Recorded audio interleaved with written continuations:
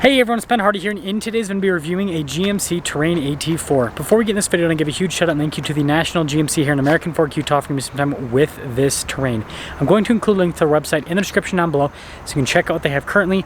And then on a side note, if you want to save time and money the next time you purchase a car, link to my car buying guide in the description down below as well. Let's get into it.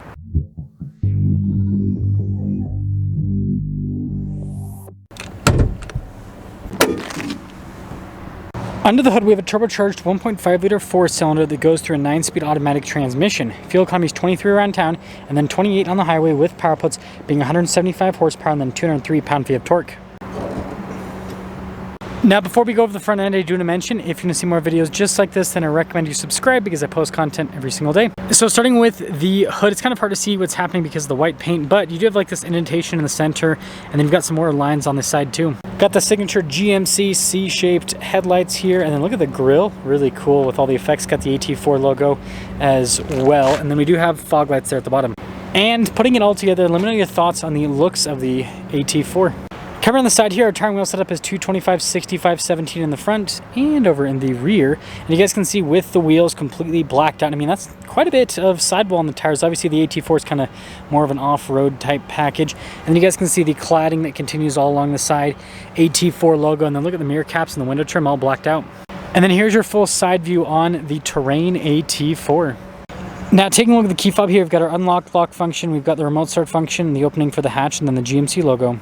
Now, taking a look at the cargo area, you guys can see there's quite a bit of space here in the back, and on top of that, got even more space underneath. So pretty impressive. Kind of reminds me of space somewhat similar to like a Toyota RAV4, if you guys are wondering. And then when you're all done, you've got a button up here you can press, and that'll lower the hatch back down.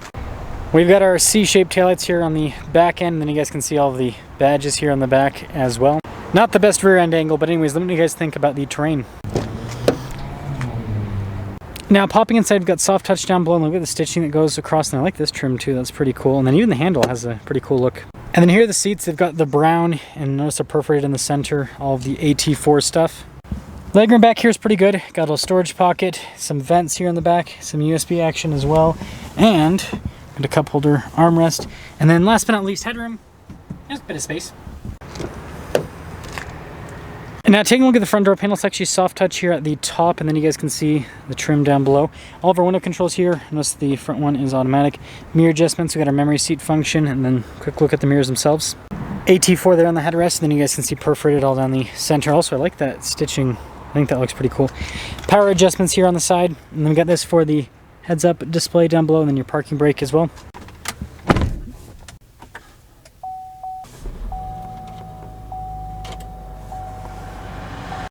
Now, taking a look at the steering wheel, soft touch all around. Again, you've got the brown stitching there on the center portion. Radio controls on the back of the steering wheel. We got some controls for center stack, voice command controls, cruise control, heated steering wheel button as well. And then you guys can see here with the stalks there on the back. Now, with the gauge cluster, mostly analog. We do have a screen there in the center, though, that'll show you different bits of info here on the Terrain itself. And then we do have our drive mode select that'll pop up there. So you got like your all-wheel drive mode. And then we also have our off-road mode as well, and then you've got your two-wheel drive mode, so they keep things pretty simple. Now, even though this is a pretty small crossover, we actually have a 360 camera system, which I think is really nice, so you can see out of every single angle. And especially if you do decide to take this on like camping trips and stuff, you got cameras to show everything so you don't get yourself into a bad situation. Anyways, with the infotainment screen, it's kind of smaller, but response time is really good. It's got Apple CarPlay, Android Auto, some physical buttons here down below, and then your auto stop start's kind of like randomly thrown in the bunch. Here's a quick look at that heads-up display, and then you guys can see the soft touch here on the dash. And then look at that trim of the vent, and there's like a random storage space there too. Dual zone climate here, and then you've got all the little tabs and everything for the transmission. And then you got some USB action down below. Cup holders in this area. We've got this for the parking sensors, and then we do have our heated seats. And then you guys can see we've got stuff like hill descent control, your lane departure. And then it's kind of hard to see because of the light, but your drive mode select right there as well. And then center console's pretty deep. Got some nice padding here on the top as well. Up top here, we've got our universal garage door openers. We got our controls here for the panoramic sunroof as well, sunglass holder too. So again, 2024 Terrain AT4, base MSRP $35,495. We do have some options. Total MSRP $40,415. And let's see how it drives.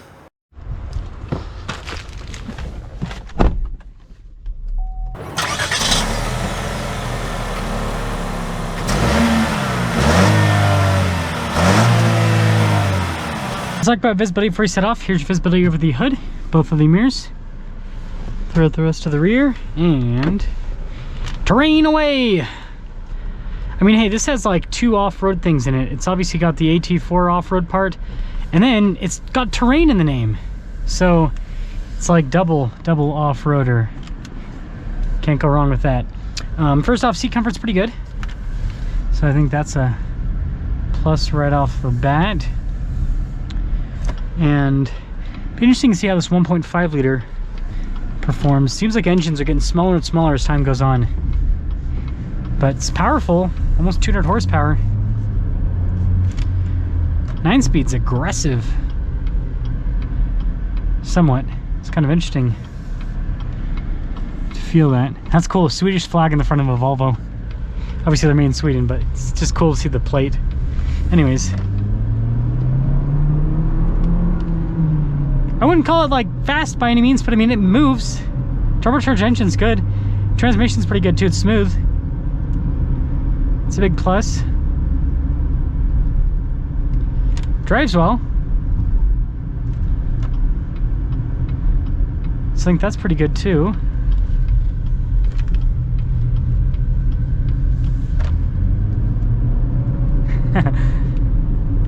It does a good job.